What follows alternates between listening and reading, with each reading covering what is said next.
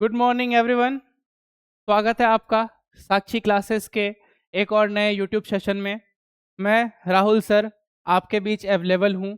हम लोग आने वाली मैट्रिक एग्ज़ाम के जो एसएसटी का पोर्शन है, आज उसके हिस्ट्री का पहला चैप्टर यूरोप में राष्ट्रवाद, इसके जो सभी महत्वपूर्ण वस्तुनिष्ठ प्रश्न हैं जो पिछले 2-4 साल में 5 साल में लगातार रिपीट हुए हैं, हम उनको पढ़ने के लिए आए हैं। और यह 40 सवाल की लगभग एक सीरीज रहेगी, एक आज की वीडियो रहेगी। और उम्मीद ये है कि ये 40 सवाल आपको एग्जाम में आराम से 15 से 20 मार्क्स तक दे के जाएंगे, क्योंकि यह सिर्फ ऑब्जेक्टिव क्वेश्चन नहीं होगा। इस ऑब्जेक्टिव को हम लोग इतने बेहतरीन ढंग से एक्सप्लेन करने का ट्राई करेंगे कि आपका कहीं ना कहीं इससे शॉर्ट क्वेश्चन भी कवर हो जाएगा। तो चलिए हम लोग स्टार्ट करते हैं। हमारा चैप्टर है यूरोप में राष्ट्रवाद। तो सबसे पहला सवाल हमारे बीच अवेलेबल है कि सेडोन का युद्ध, सेडोन के युद्ध में किसकी पराजय हुई थी? सेडोन के युद्ध में किसकी पराजय हुई थी? तो जहां तक हमने देखा है कि सेडोन का जो युद्ध है, यह सेडोन का युद्ध 1870 ईस्वी में, कब? 1870 ईस्वी में फ्रांस और प्रशा के बीच हुआ था। किसके बीच हुआ था बच्चों? फ्रांस और प्रशा के बीच में। और इस युद्ध के बाद कहीं ना कहीं हमने देखा था कि 1871 में जाके जर्मनी का एकीकरण हो गया था। और ये एकीकरण तभी हुआ पाया था जब प्रशा ने इस युद्ध में फ्रांस को बुरी तरीके से हरा दिया था। तो इसका आंसर होगा कि सेडोन के युद्ध में फ्रांस की पराजय हुई थी। उम्मीद है आप लोग समझ गए होंगे कि सेडोन के युद्ध में किसकी पराजय हुई थी? फ्रांस की पराजय हुई थी। चलते हैं हम लोग अगले प्रश्न की ओर। अगला प्रश्न है हमारा, निम्नलिखित में से किसने अपने देश में अनिवार्य सैन्य सेवा लागू की थी? ध्यान से देखिएगा आप, ये वर्ड क्या है? अनिवार्य सैन्य सेवा। तो इसमें से एक व्यक्ति ऐसा था जिसका यह मानना था कि जो राष्ट्र का युद्ध है वो उसके युवाओं द्वारा लड़ा जाता है। वह व्यक्ति युद्ध नीति को समझता था और यह समझता था कि कहीं ना कहीं उसका यह मानना था कि तलवार के दम पे और बल के दम पे वह युद्ध को जीत सकता है। तो वह व्यक्ति था बिस्मार्क। बिस्मार्क ने यह नियम लगाया था अपने देश में कि हर युवा को एक बार सेना में कुछ वर्षों के लिए अपनी सेवा देनी पड़ेगी, और इस सेवा के बाद ही वह देश सशक्त और मजबूत हो पाएगा। तो किसने अपने देश में अनिवार्य सैन्य सेवा लागू की थी? बिस्मार्क ने की थी। ओके, तो आगे चलते हैं हम लोग अगले सवाल में। अगला सवाल है कि फ्रांस में किस शासक वर्ग की पुनर्स्थापना, ठीक है, क्या वर्ड है? पुनर्स्थापना वियना कांग्रेस द्वारा की गई। या तो बच्चों आपको यहाँ वियना कांग्रेस देखने को मिल सकता है, या यहाँ पे वियना सम्मेलन देखने को मिल सकता है। ठीक है, वियना कांग्रेस या वियना सम्मेलन। यह सम्मेलन 1815 ईस्वी में हुआ था। कब हुआ था? 1815 ईस्वी में। हुआ यह था बच्चों कि 1815 ईस्वी में एक युद्ध हुआ था जिसमें फ्रांस के राजा नेपोलियन, कौन? फ्रांस के राजा नेपोलियन की पराजय हो गई थी। और जब नेपोलियन यह युद्ध हार गया था, इस युद्ध के हारने के बाद सम्मेलन बैठाया गया और नेपोलियन ने जितने भी काम किए थे उसको रिवर्स कर दिया गया। इस काम को रिवर्स करने के बाद वापस में फ्रांस से जो पुराना राजवंश था, बूर्बो राजवंश, जिसके राजा आप लोग सुने होंगे, लुई 16वां, लुई 14वां इत्यादि थे, उसी वंश के राजा जिनका नाम था लुई 18वां। क्या नाम था? लुई 18वां। इस लुई 18वां को फिर से शासक बना दिया गया और फ्रांस में बूर्बो राजवंश की पुनर्स्थापना की गई। देखो, पुनर्स्थापना का मतलब ही होता है कोई ऐसी चीज जो एक समय पर थी, फिर वह कुछ समय के लिए विलुप्त हो गई, उसको हमने फिर से ले आया। इस वजह से हम देखते हैं कि लुई 16वां जब शासन से हटता है तो नेपोलियन आता है, और नेपोलियन जब हट जाता है तो वापस से सब मिलकर के बूर्बो राजवंश को ले आते हैं। ठीक है, कोई दिक्कत? आगे बढ़ते हैं हम लोग। अगला सवाल है, निम्नलिखित में से कौन जर्मन चांसलर था? तो बच्चों बहुत आसान सवाल है। जर्मन चांसलर के रूप में हम समझते हैं बिस्मार्क। बिस्मार्क का नाम हमेशा देखते हैं कि जर्मनी के एकीकरण में इसका कितना बड़ा योगदान था। इसकी जो नीतियाँ थी, जो कूटनीति थी, जो युद्ध नीति थी, उसके दम पे इसने जर्मनी का एकीकरण किया था। और ये एकीकरण तभी हो पाया था जब ये जर्मनी का चांसलर बना था। क्योंकि कहीं ना कहीं जब आपको बहुत बड़ा काम करना होता है तो आपके पास एक बहुत बड़ी शक्ति का होना भी बहुत ज़रूरी है। आप आप एक आम इंसान बन के परिवर्तन ला सकते हैं, लेकिन कहीं ना कहीं ये जो चांसलर की पावर थी, इसने बिस्मार्क को जर्मनी का एकीकरण करने में काफ़ी सहायता प्रदान की। ठीक है, तो आगे बढ़ते हैं हम लोग अपने अगले सवाल में। अगला सवाल है बच्चों, देखो क्या, काफी लंबा सवाल है लेकिन आंसर बहुत आसान होगा इसका। 1954 का जेनेवा समझौता जब ये किया गया तो इसकी देखभाल हेतु गठित त्रिसदस्यीय अंतरराष्ट्रीय निगरानी आयोग, काफी लंबा वर्ड है लेकिन हम इस वर्ड से समझेंगे कि इस सम्मेलन को निगरानी करने के लिए 3 सदस्य, ठीक है, त्रिसदस्यीय अंतरराष्ट्रीय निगरानी आयोग बनाई गई। कौन सा देश इसका हिस्सा नहीं था? ठीक है, तो इसके लिए हमको सबसे पहले समझना होगा कि आखिर यह जेनेवा समझौता था क्या। ठीक है, तो हम लोग जानते हैं कि एक समय में हिंद चीन पर पूरी तरह से फ्रांस का अधिकार था और इस फ्रांस के द्वारा और हिंद चीन के बीच में हर समय तानातानी बनी रहती थी, युद्ध की स्थिति बनी रहती थी। एक तरफ हो ची मिन्ह ने कमान संभाली हुई थी, दूसरी तरफ फ्रांस था, और इस दोनों के बीच जो शांति समझौता कराने का प्रयास किया गया था उसी को हम लोग कहते हैं जेनेवा समझौता। क्या कहते हैं बच्चों? जेनेवा समझौता। जेनेवा समझौता के तहत फ्रांस और हिंद चीन के बीच शांति स्थापित करने का प्रयास किया गया था, और इस कारण से क्योंकि फ्रांस इसका हिस्सा था तो फ्रांस बिल्कुल भी इसका सदस्य नहीं हो सकता है। ठीक है, क्यों? क्योंकि हमें ये देखा गया कि भारत का इस समझौते से कोई संबंध नहीं है, कनाडा का इस समझौते से कोई संबंध नहीं है, पोलैंड का इस समझौते से कोई संबंध नहीं है। तो जिसका संबंध नहीं होता है वही अच्छे से इस चीज की निगरानी कर सकता है बिना किसी का पक्ष लिए। यहाँ पे हमें चाहिए था कि एक ऐसे देश इस समिति में गठित हो जो निष्पक्ष होकर के चीजों को देखे, तो उसके लिए ये तीनों परफेक्ट बनते थे, लेकिन फ्रांस को नहीं हम ऐड कर सकते थे, इसका इसलिए इसका आंसर होगा फ्रांस। ओके, आगे चलते हैं। ग्रेगोरियन कैलेंडर जूलियन कैलेंडर से कितने दिन आगे चलता है? तो देखो यह सवाल जो है, ग्रेगोरियन कैलेंडर जूलियन कैलेंडर से कितने दिन आगे चलता है, मतलब दोनों के बीच कितने दिन का डिफरेंस है। तो स्टार्टिंग के समय में यह डिफरेंस 10 दिन का हुआ करता था। जब इस दोनों कैलेंडर आपस में थे तो उस समय 10 दिन का डिफरेंस था, लेकिन वर्तमान समय में यदि हम बात करेंगे तो इस दोनों कैलेंडर के बीच में 13 दिन का डिफरेंस देखने को मिलता है। कितने दिन का? 13 दिन का डिफरेंस देखने को मिलता है। ओके, लोग आगे चलते हैं अगले सवाल की ओर। अगला सवाल है हमारा, 1853-54 के क्रीमिया युद्ध में कावूर ने किस देश की ओर से युद्ध में सम्मिलित होने की घोषणा? ठीक है, तो हमको यह समझना होगा कि कावूर ये जो आदमी था, सबसे पहले यह कौन था? तो काउंट कावूर का नाम हम सुनते हैं इटली के एकीकरण में। कहाँ सुनते हैं? इटली के एकीकरण में। 3 व्यक्तियों का हम नाम यहाँ सुनते हैं, मेजनी का, गैरीबाल्टी का और काउंट कावूर का। अब आप लोग जिस तरह से चैप्टर्स को पढ़े हैं, आपको यह ध्यान में रखना होगा कि किस देश की मदद करना काउंट कावूर के लिए सबसे ज्यादा फायदेमंद होता उस समय के हिसाब से। ठीक है, जर्मनी की मदद वह कभी करेगा नहीं, क्योंकि इटली के एकीकरण में सबसे बड़ा प्रॉब्लम जर्मनी बन रहा था, तो जर्मनी हमारा ऑप्शन ऐसे ही कट हो जाता है। ठीक है, और सॉरी हमारा क्या, काउंट कावूर जर्मनी की हेल्प नहीं कर सकता था क्योंकि जर्मनी जो था वो एक गठित राष्ट्र नहीं था उस। ठीक है, ऑस्ट्रिया की मदद वो करेगा नहीं क्योंकि ऑस्ट्रिया का जो चांसलर था मेटरनिक कभी नहीं चाहता था कि इटली का एकीकरण हो, तो एक ऑप्शन हमारा यहाँ कट हो जाता है। लेकिन कहीं ना कहीं जब हम फ्रांस को देखते हैं, जब हमारी नज़र फ्रांस की तरफ जाती है, तो काउंट कावूर ने यह निर्णय लिया था कि वह युद्ध में फ्रांस की तरफ से भाग लेगा। किसकी तरफ से भाग लेगा? फ्रांस की तरफ से भाग लेगा। अब क्यों लेगा? क्यों वह फ्रांस की तरफ से भाग लेगा? क्योंकि वह फ्रांस को एक तरह से ऑस्ट्रिया से दूर करना चाहता था। वह फ्रांस का साथ निभा करके फ्रांस से मित्रता करना चाहता था। क्या करना चाहता था? मित्रता करना चाहता था।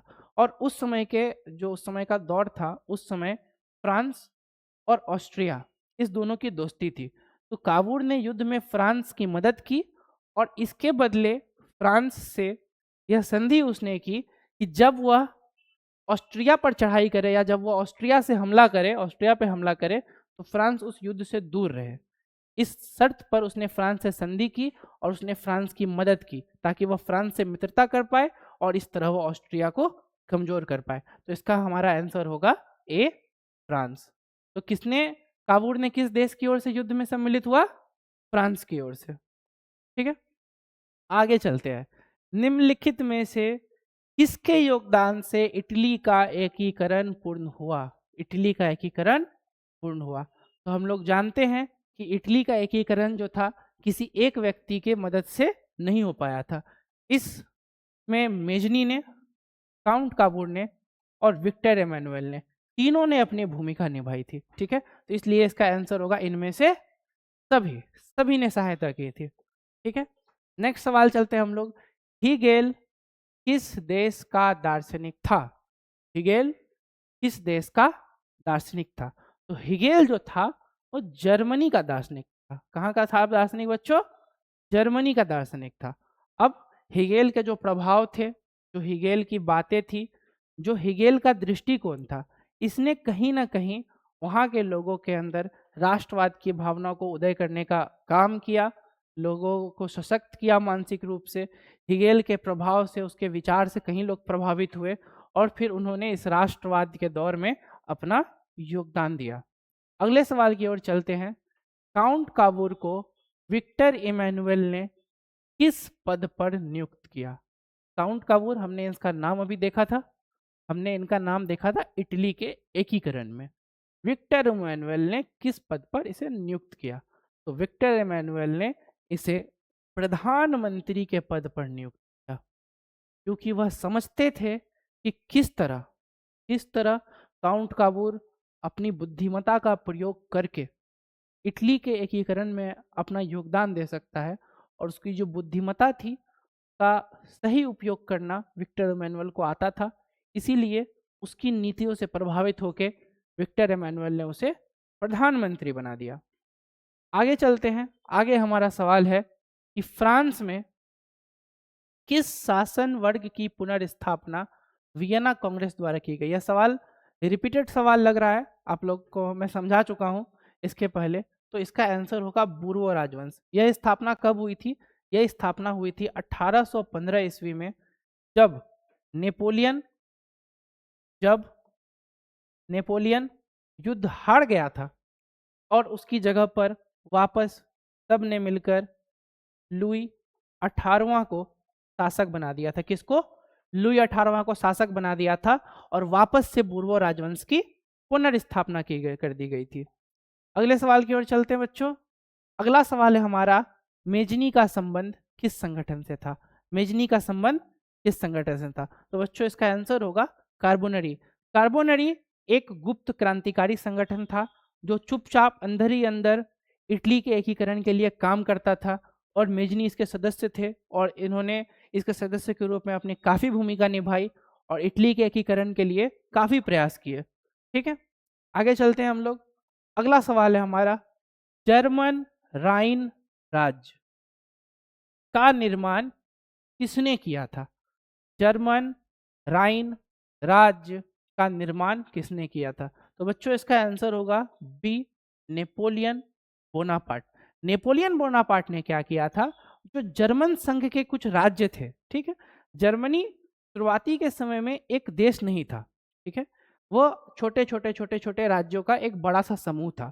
तो उसमें से कई राज्यों को मिला करके नेपोलियन ने जर्मन राइन संघ बनाया था।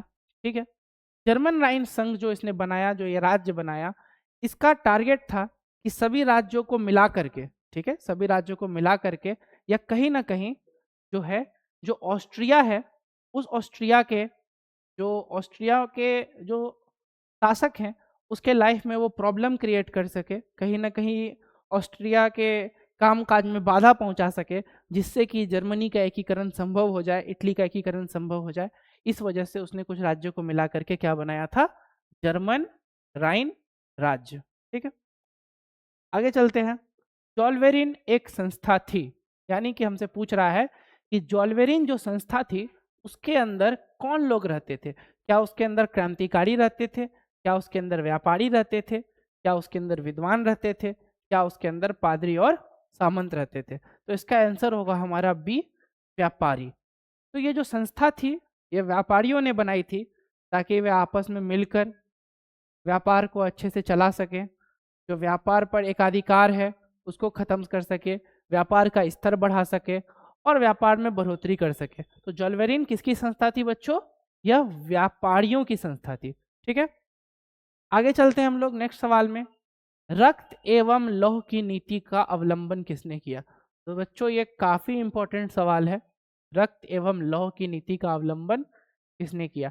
कहीं ना कहीं ये जो पंक्ति है, रक्त एवं लौह की नीति का अवलंबन किसने किया, इसका आंसर तो हम बहुत आसानी से टिक लगा सकते हैं, बिस्मार्क।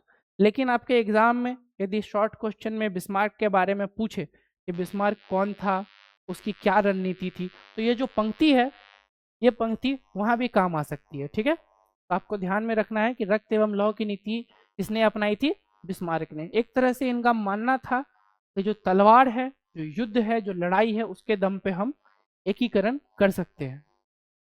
आगे चलते हैं, अगला सवाल है, यूनान को एक स्वतंत्र राष्ट्र घोषित किया गया। चलो हमको देखना है अब कि यूनान को स्वतंत्र राष्ट्र कब घोषित किया गया। आजादी मिलना, आजादी की अनुभूति होना और ऑफिशियली किसी डेट पर जाकर के आजादी पर ठप्पा लगाना, ये तीनों अलग अलग बातें होती है। ठीक है, तो यूनान काफी समय से, यूनान काफी समय से जो है वह ओटोमन साम्राज्य के अंदर वह संघर्ष कर रहा था और इस संघर्ष को करते करते 1830 में उसे आधिकारिक रूप से स्वतंत्र राष्ट्र घोषित कर दिया गया और इसके 2 साल के बाद 1832 में यूनान की सीमा का निर्धारण हुआ, उसकी सीमाएं तय हुई। ठीक है, तो ये 2 ऑप्शन में बच्चे कंफ्यूज होते हैं, तो ये लेकिन हमारा आंसर होगा 1830। 32 में क्या हुआ था? 32 में जाकर के यूनान की सीमाएं तय हुई थी। ठीक है, के कुछ संवैधानिक नियम बनाए गए थे, लेकिन जो स्वतंत्र राष्ट्र उसको घोषित किया गया था वो किया गया था 1830 ईस्वी में। चलो आगे देखते हैं क्या है। 1830 ईस्वी की क्रांति के बाद फ्रांस में किस प्रकार का शासन स्थापित हुआ? किस प्रकार का शासन स्थापित हुआ? तो सबसे पहले तो हम लोग शॉर्ट में देख लेते हैं 1830 की क्रांति क्या थी। ठीक है, तो 1830 की जो क्रांति थी इसको हम 1830 की जुलाई क्रांति भी कहते हैं, यानी कि जुलाई 1830 की क्रांति भी कहते हैं। इसमें फ्रांस के लोगों ने चार्ल्स दसम, चार्ल्स दसम इसे पद से हटाकर, इसे पद से हटाकर भगा दिया था। इसकी सत्ता यहाँ पर खत्म हो गई थी और चार्ल्स दसम के स्थान पर आगमन हुआ था फ्रांस में लुई फिलिप का। इसका आगमन हुआ था बच्चों, लुई फिलिप का। ठीक है, लुई फिलिप का आगमन हुआ था और इस लुई फिलिप के शासनकाल को हम संवैधानिक राजतंत्र कहते हैं। क्या कहते हैं? संवैधानिक राजतंत्र। अब आपके मन में सवाल ये आया होगा कि आखिर संवैधानिक राजतंत्र का क्या मतलब है, कि भाई संविधान भी है लेकिन राजतंत्र भी है। तो संवैधानिक राजतंत्र का मतलब होता है एक ऐसी शासन व्यवस्था जहाँ पे राजतंत्र है, वहां पे किंग है, वहां पे क्वीन है, लेकिन वे भी एक संविधान के नियम के अनुसार कार्य करते हैं।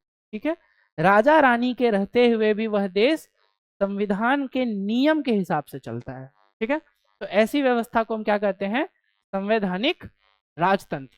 तो फ्रांस में कौन सी शासन व्यवस्था स्थापित हुई? संवैधानिक राजतंत्र की। ठीक है, चलो आगे चलते हैं। वियना सम्मेलन की मेजबानी निम्नलिखित में से किसने की थी? वियना सम्मेलन की मेजबानी। हम लोग अब तक 1 से 2 बार इस टॉपिक को देख चुके हैं इस 18 सवाल के अंदर में कि वियना सम्मेलन कब हुआ था? 1815 में। इतने में आपको यह चीज याद हो जानी चाहिए कि वियना सम्मेलन का वर्ष क्या था? 1815। अब इसकी मेजबानी किसने की थी? तो इसकी मेजबानी में नाम आता है मेटरनिक का। जो मेटरनिक कौन था बच्चों? यह मेटरनिक था ऑस्ट्रिया का चांसलर।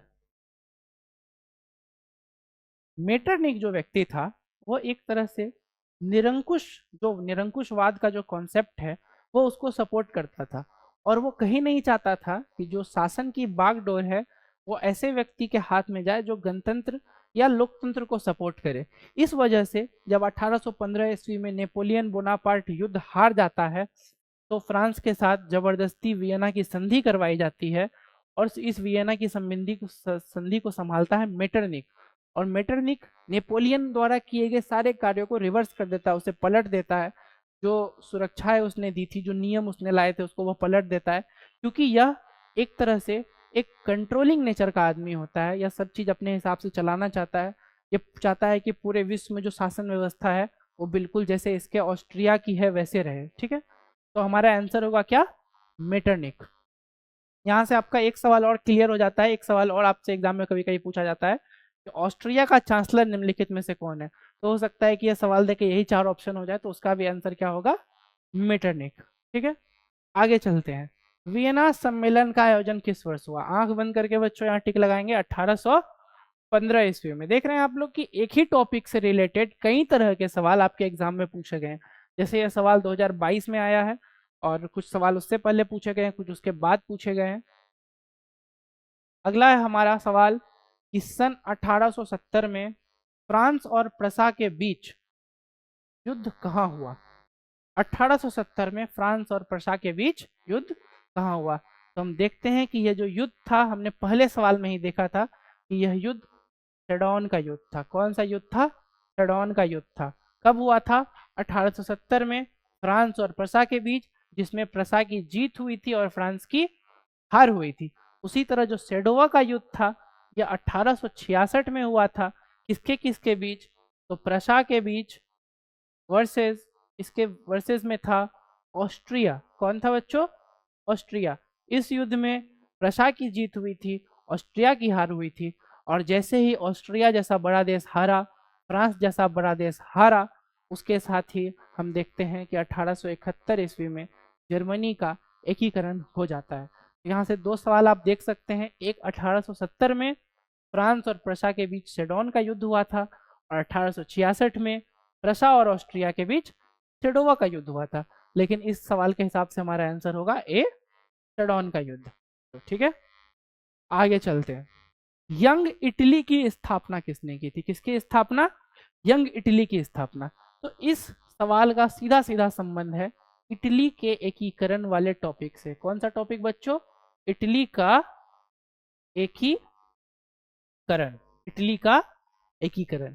इसके अंतर्गत हमने पढ़ा था कि जो एक व्यक्ति था जो काफी महत्वपूर्ण रोल निभाता है यहाँ पे, मेजनी। मेजनी ने क्या किया था? 1831। कब? 1831 में इसने यंग इटली की स्थापना की थी। किसकी? Young Italy. और इसके साथ ही हम लोग दूसरा सवाल भी समझ लेते हैं। इसी मेजनी ने 1834 में, कब? 1834 में यंग यूरोप की भी स्थापना की थी। किसकी स्थापना? यंग यूरोप की। 1831 में मेजनी का टारगेट था कि इटली के अंदर जितने भी क्रांतिकारी आंदोलन चल रहे हैं वो उसको एक जगह जोड़े, उसका समन्वय करे। और इसी को एक बड़ा रूप देते हुए 1834 में इसने यंग यूरोप की स्थापना की, जिसमें उसका टारगेट था कि पूरे यूरोप के अंदर जो क्रांतिकारी आंदोलन चल रहे हैं उसको वह एक साथ एक जगह जोड़े। ठीक है, तो इसका आंसर हो जाएगा हमारा मेजनी। ठीक है, यंग इटली पूछे या यंग यूरोप पूछे, दोनों का आंसर हमारा क्या होगा? मेजनी। ठीक है, नेक्स्ट सवाल। मेटरनिक का पतन कब हुआ था? हमने समझा कि अभी ऑस्ट्रिया का जो चांसलर था मेटरनिक, वो कितना इंपॉर्टेंट रोल निभाता है जर्मनी के एकीकरण में, इटली के एकीकरण में। वो कभी नहीं चाहता था कि इस दोनों का एकीकरण हो, इसलिए उसका जो किरदार है वो बहुत बड़ा था इस कहानी में। और फाइनली जो मेटरनिक की ताकत थी जनता के विद्रोह द्वारा, वो 1848 में समाप्त हो गई। 1848 में इसी समय में फ्रांस में एक क्रांति हुई थी, जिसमें फ्रांस के लोगों ने लुई फिलिप को भी शासन से हटा दिया था। इसी 1848 के समय में मेटरनिक की पावर भी खत्म हो गई और फाइनली वह सत्ता से हट गया। ठीक है, आगे चलते हैं हम लोग। हनोई समझौता कब हुआ था? तो बच्चों, इस हनोई समझौता का भी संबंध फ्रांस और हिंद चीन वाली कहानी से है। कहां से है? फ्रांस और हिंद चीन वाली कहानी से है। देखो, फ्रांस और इंडो चाइना, यानी कि जिसे हम हिंद चीन वाला क्षेत्र कहते हैं, जिसके अंतर्गत लाओस, वियतनाम, कंबोडिया जैसे क्षेत्र आते थे। तो हनोई समझौता 1946 ईस्वी में करवाया गया था फ्रांस और हिंद चीन के बीच अच्छे संबंध स्थापित करने के लिए। लेकिन दुर्भाग्यवश यह हनोई समझौता ज़्यादा दिन तक सफल नहीं हो पाया और 1946 के बाद अगला समझौता 1954 में, जिसे हम जिनेवा समझौता के नाम से जानते हैं, यह व्यवस्था वहां तक खींची चली गई। ठीक है, तो हनोई समझौता का आंसर क्या होगा? हमारा सी होगा 1946। आगे चलते हम लोग, यंग यूरोप का संस्थापक कौन था? Young Europe. 2 सवाल पहले हमने पढ़ा था कि यंग यूरोप पूछे या यंग इटली पूछे, आंख बंद करके हमें कहाँ मार देना है? मेजनी मार देना है आंसर में। ओके, आगे चलते हैं। यूरोप का मरीज किसे कहा जाता है? देखो बच्चों, मरीज का मतलब होता है बीमार, मरीज का मतलब होता है बीमार आदमी। तो यूरोप में सबसे बीमार कौन था? हमारा सवाल यही है। तो हमारा इसका आंसर होगा तुर्की। क्या आंसर होगा? तुर्की। अब क्यों तुर्की को बीमार कहा गया? तो इस समय तुर्की की हालत सही नहीं थी। तुर्की धीरे धीरे पतन की ओर चल रहा था। इसकी राजनीतिक व्यवस्था अच्छी नहीं थी, इसकी सामाजिक व्यवस्था अच्छी नहीं थी, या आर्थिक रूप से पिछड़ा था, पुराने हथियार इस्तेमाल कर रहा था। एक तरह से देखा जाए तो पूरे यूरोप में यही एक ऐसा देश था जो हर मामले में, चाहे वह सामाजिक मामला हो, वह सैन्य मामला हो, वह वैचारिक मामला हो, ये सबसे पीछे चल रहा था। इस वजह से हम इसे यूरोप का मरीज कहते हैं। ठीक है, आगे चलते हैं हम लोग। आगे है, हंगरी में आंदोलन का नेतृत्व किसने किया? हंगरी में आंदोलन का नेतृत्व किसने किया? तो जो हंगेरियन आंदोलन था उसका नेतृत्व का जिम्मा जाता है कोसुत को। किसको जाता है? कोसुत को। कोसुत का पूरा नाम था लायोस कोसुत। क्या नाम था बच्चों? लायोस कोसुत। लायोस कोसुत ने जो हंगरी के आंदोलन थी उसका नेता इनको कहा जाता है। इन्होंने काफी सक्रिय भूमिका निभाई थी। तो हमारा आंसर क्या होगा? हंगरी के आंदोलन से किसका रिलेशन है? कोसुत का। आगे चलते हैं, वियना कांग्रेस की अध्यक्षता किसने की थी? वियना कांग्रेस की अध्यक्षता किसने की थी? यह रिपीटेड सवाल है, हम लोग इसका आंसर समझ चुके हैं। क्या है? मेटरनिक। मेटरनिक ने वियना कांग्रेस की अध्यक्षता की थी। आगे चलते हैं, वियना कांग्रेस में कौन सा राष्ट्र सम्मिलित नहीं था? तो देखो, हर सवाल को हम लोग याद नहीं कर सकते हैं, कुछ सवाल को हम लोग कॉन्सेप्ट के जरिए समझ भी सकते हैं और एलिमिनेट करके भी बना सकते हैं। तो हम लोग जानते हैं कि वियना कांग्रेस हुआ कब था? यह हुआ था 1815 में। और जर्मनी का एकीकरण कब हुआ था? 1871 में। तो जब जर्मनी एक राष्ट्र था ही नहीं तो वह एक राष्ट्र के रूप में सम्मिलित कैसे होगा? इसलिए इसका आंसर होगा डी, जर्मनी। जब जर्मनी 1815 में एग्जिस्ट ही नहीं करता था, जर्मनी राष्ट्र के रूप में, ठीक है, वो छोटे छोटे टुकड़ों में बटा हुआ था, उसका एकीकरण ही 1871 में हुआ। तो जर्मनी एज अ राष्ट्र वियना कांग्रेस में सम्मिलित हो नहीं सकता है, इसलिए हमारा आंसर होगा क्या? जर्मनी। आगे चलते हैं हम लोग। अगला सवाल है, इटली के एकीकरण में निम्नलिखित में से किसने योगदान दिया? हम लोग देख चुके हैं, मेजनी ने अपना योगदान दिया, इसने यंग यूरोप, यंग इटली जैसी संस्थाएं बनाई। गैरीबाल्डी ने अपना योगदान दिया। काउंट काबूर ने एकीकरण का प्रयास किया। इस तरह से हमारा आंसर होगा निम्नलिखित में से सभी। आगे हमारा सवाल कि जेनेवा की संधि कब हुई? जेनेवा की संधि कब हुई? हमने देखा है कब हुई थी? 1954। कब हुई थी? 1954। पूछेगा किसके किसके बीच हुई थी? तो फ्रांस के बीच और एक तरह से हिंद चीन का जो क्षेत्र था उसके बीच, ताकि शांति स्थापित हो सके। आगे हमारा सवाल है, मेजनी का संबंध किस संगठन से था? तो इसका आंसर होगा बी, कार्बोनरी। हम लोग देख चुके कि कार्बोनरी एक गुप्त संगठन था। यह चुपचाप गुप्त रूप से जो है क्रांतिकारी आंदोलनों को अंजाम देता था, उसकी प्लानिंग करता था। ठीक है, आगे चलते हैं हम लोग। आगे हमारा सवाल है कि राष्ट्रीय आंदोलन का केंद्र जेना विश्वविद्यालय, कौन सा स्थान बच्चों? जेना विश्वविद्यालय कहाँ पर स्थित है? ठीक है, अब इसको सबसे पहले हम समझते हैं कि राष्ट्रीय आंदोलन का केंद्र क्यों कह रहे हैं हम इस यूनिवर्सिटी को। आखिर क्या थी इस यूनिवर्सिटी के अंदर बात? तो बच्चों, इस यूनिवर्सिटी के जो छात्र थे, कहीं ना कहीं उनके अंदर राष्ट्रवाद की जो भावना थी वो पनपी थी एक समय में, और इन्होंने सभी लोगों को राष्ट्रवाद की भावना के लिए काफी प्रभावित किया, लोगों के अंदर अपने विचार पहुंचाए। और ये जो जेना विश्वविद्यालय था यह जर्मनी में स्थित था। कहाँ स्थित था? जर्मनी में स्थित था। जैसे मान के चलते कोई एक घर है, ठीक है, कोई एक घर है और वो घर किसी क्षेत्र में है ना, वो अकेला ऐसा घर है जहाँ के लोग कोई काम करते हैं, जैसे हम एग्जाम्पल के तौर पे समझते हैं वो दिया बनाते हैं, ठीक है। तो दिया बनाने की शुरुआत उसने की, उसको देखते देखते उसके बगल वाले घर वाले लोगों ने की, उसको बगल वाले लोगों ने की, बगल वाले लोगों ने की। तो हम क्या बोलेंगे कि दिया का जो उद्योग है उसका जो प्रादुर्भाव है या जो उसका स्टार्टिंग है वो कहाँ मानेंगे, हम उसी घर को मानेंगे जहाँ से वो शुरू हुआ। तो इसलिए हम इसको मानते हैं राष्ट्रीय आंदोलन का केंद्र जेना विश्वविद्यालय है। यहाँ के जो छात्र थे कहीं ना कहीं उनमें जो राष्ट्रवाद की भावना थी वो बहुत तेजी से पनप रही थी और उसी की वजह से वो उसका तेजी से प्रचार भी कर पा रहे थे। तो यह केंद्र कहाँ पे था, जर्मनी में था, ठीक है। आगे चलते हैं हम लोग, कोसुत का संबंध किस देश से है, क्या है बच्चों, कोसुत का संबंध किस देश से, हमने अभी देखा था कि इसका संबंध है हंगरी से। जो हंगरी की क्रांति थी उसके नेता थे, क्या नाम था उनका, लायोस कोसुत, क्या नाम था उनका, लायोस कोसुत। आपको यह याद रखना है बस कि लायोस कोसुत का संबंध हंगरी से है। अब या तो इस सवाल को ऐसे पूछे कि हंगरी के आंदोलन के नेता कौन थे तो कोसुत, और कोसुत का संबंध किस देश से है तो हंगरी। सवाल कैसे भी पूछा जा सकता है, हमें तैयार रहना है। अगला सवाल है हमारा, निम्नलिखित में से किस सम्मेलन में जर्मनी की क्षतिपूर्ति राशि को कम कर दिया गया।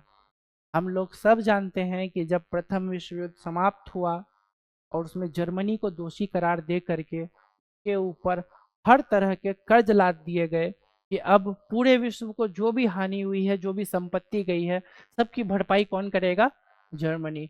लेकिन कहीं ना कहीं जर्मनी की हालत ऐसी नहीं थी, जर्मनी की हालत नहीं थी ऐसी कि वह सारे कर्ज को चुका सके। तो हमको चुनना है इसमें से कोई एक ऑप्शन कि आखिर वो कौन सा सम्मेलन था जिसमें जर्मनी के फाइन को कम कर दिया गया। तो हम लोग इसमें एलिमिनेशन मेथड से जाएंगे। तो जो सबसे पहला हम देख रहे हैं यह है क्योटो सम्मेलन। क्या है, क्योटो सम्मेलन। तो यह जर्मनी से लेना देना नहीं है इसका, यह एक पर्यावरण सम्मेलन था। कौन सा सम्मेलन था, यह एक पर्यावरण सम्मेलन था, यानी कि नेचर को बचाने के लिए यह सम्मेलन किया गया था, नेचर को, नेचर के लिए कुछ बेहतर सजेशन देने के लिए। दूसरा वियना सम्मेलन, हम जानते हैं यह तो 1815 में हुआ था, 1815 में हुआ था, इसका लेना देना नेपोलियन और फ्रांस से है, ठीक है।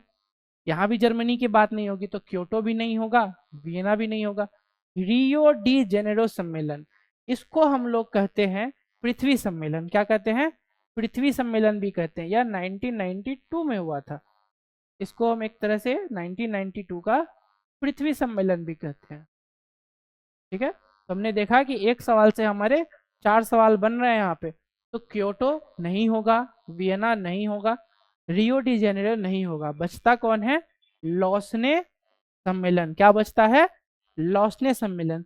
यह सम्मेलन 1932 कब हुआ था बच्चों, 1932 ईस्वी में हुआ था, स्विट्जरलैंड में हुआ था। यहाँ पे यह डिसाइड किया गया कि जर्मनी की आर्थिक स्थिति सही नहीं है, इसलिए जो भी उसका फाइन डिसाइड हुआ है उसको कम कर दिया जाए। इसलिए इसका आंसर क्या होगा, डी, लॉसने सम्मेलन।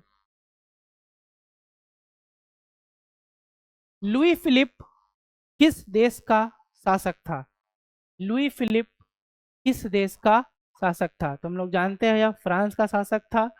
कब से कब तक था, तो 1830 की क्रांति में यह आया था और 1830 की क्रांति के बाद 1848 तक यह फ्रांस का शासक रहता है, ठीक है।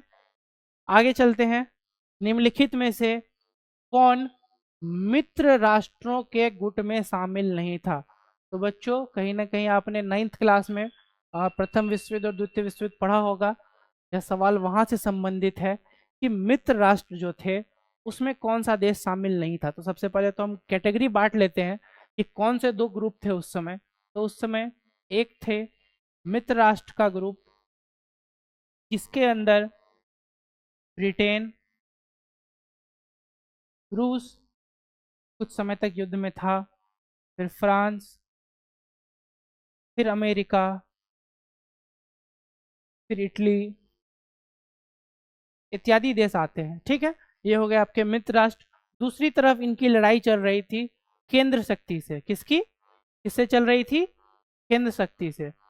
इसमें आपके जो देश थे, इसमें जर्मनी था, इसमें ऑस्ट्रिया था, ठीक है, जर्मनी था, ऑस्ट्रिया था, इसमें हंगरी था, ठीक है, कौन था? हंगरी था, और कई देश थे। तो इस तरह से ये सारे देश मिलकर के इनकी और इनकी लड़ाई चल रही थी। तो हमारा सवाल क्या है कि कौन मित्र राष्ट्र के गुट में शामिल नहीं था? हम लोग सब जानते हैं कि मित्र राष्ट्र प्रथम विश्व युद्ध को जीते थे, ठीक है, प्रथम विश्व युद्ध को जीते थे, और इसमें जर्मनी शामिल नहीं था क्योंकि जर्मनी केंद्रीय शक्ति के पास था। तो हमारा आंसर क्या होगा? बी, जर्मनी आंसर होगा, ठीक है। आगे चलते हैं। आगे हमारा सवाल है, यूरोपियन सभ्यता का पालना किसे कहा जाता है? देखो, पालना का मतलब होता है जिसने किसी चीज को स्टार्टिंग से लेकर के ऊपर तक उठाया हो, ठीक है, पालना उसका मतलब होता है। तो यूरोपियन सभ्यता को ज्यादा से ज्यादा चीजें देने का श्रेय किसे जाता है? तो इसका आंसर होगा हमारा ए, यूनान। क्योंकि उस समय का जो यूनान था बच्चों, उसको उस समय के करंट दर्शन का केंद्र, लोकतंत्र का केंद्र, नाटक का केंद्र, इवन विज्ञान का केंद्र इसको माना जाता था। यहीं से सभी चीजें बाहर आई और बाहर फैली, लेकिन यही देश उसका सबसे कम प्रयोग कर पाए। इसी देश से ज्ञान लेकर के दूसरे देशों ने तरक्की की, लेकिन कहीं ना कहीं यूनान खुद इसमें पीछे रह गया। तो इसलिए इसका आंसर होगा हमारा ए, यूनान। आगे चलते हैं हम लोग।